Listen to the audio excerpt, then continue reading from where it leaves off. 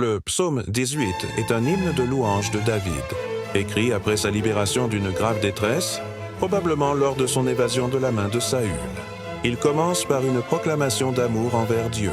« Je t'aime, ô Éternel, ma force » Psalms 18:1.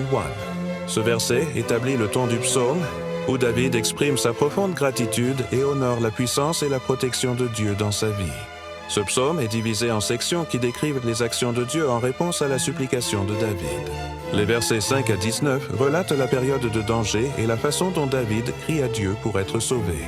Dieu répond avec une manifestation de puissance, psaume 18, 7, 15, qui évoque des images de tremblements de terre et de tempêtes, symbolisant sa grandeur et sa capacité à délivrer ceux qui se tournent vers lui dans la détresse. David souligne que Dieu observe la droiture et que ceux qui sont fidèles trouvent en lui leur force. Psaume 18, 20, 28. David affirme que sa délivrance est liée à sa relation avec Dieu, illustrant l'importance d'avoir un cœur pur et d'obéir aux commandements divins.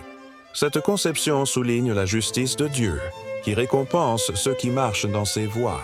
Dans la dernière partie du psaume, psaume 18, 29, 50, David exprime sa reconnaissance pour la victoire que Dieu lui a donnée sur ses ennemis et proclame les merveilleuses œuvres de Dieu parmi les nations. Il se positionne comme un témoin, s'engageant à faire connaître le nom de l'Éternel parmi les peuples. Ce psaume a aussi une portée prophétique que l'on peut appliquer à la vie des chrétiens aujourd'hui. Tout comme David a dû faire face à des épreuves et a trouvé refuge en Dieu, nous aussi pouvons nous tourner vers lui dans nos moments de trouble. En l'adorant et en restant fidèles, nous pouvons expérimenter sa force et sa délivrance. Pour approfondir votre compréhension, je vous encourage à lire ce psaume en entier et réfléchir à comment ces promesses de Dieu s'appliquent à votre vie personnelle. Comment pouvez-vous, comme David, intégrer la louange et la reconnaissance dans vos prières quotidiennes? N'oubliez pas que d'autres interprétations peuvent exister et priez pour que le Saint-Esprit vous éclaire dans votre étude. Comment prier par rapport à ce passage? Prier en se basant sur le psaume 18 peut être une expérience très enrichissante. Ce psaume de David commence par une affirmation d'amour et de gratitude envers Dieu. « Je t'aime, ô Éternel ma force » Psalms 18:1. Vous pouvez débuter votre prière en exprimant votre amour pour Dieu et en reconnaissant sa puissance dans votre vie. Par exemple, vous pourriez dire « Seigneur, je viens devant toi avec un cœur sincère.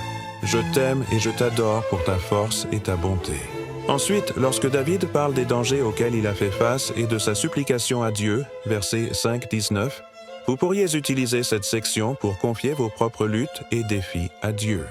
N'hésitez pas à détailler vos préoccupations, comme David l'a fait, et à demander l'aide et la protection de Dieu. « Seigneur, dans mes moments de détresse, je t'implore de me sauver et de me protéger comme tu l'as fait pour David. » Vous pouvez également prier pour avoir un cœur pur et marcher dans la droiture, en vous inspirant des versets 20-28, où David souligne l'importance de vivre selon les commandements de Dieu.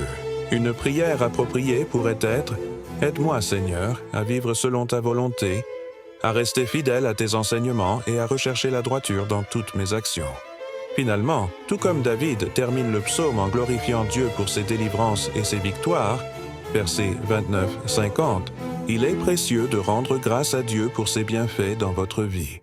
Vous pourriez conclure votre prière en louant Dieu pour sa fidélité et sa puissance. Merci, Seigneur, pour tes promesses, pour chaque victoire que tu m'as donnée. Que je puisse annoncer tes merveilles parmi les nations.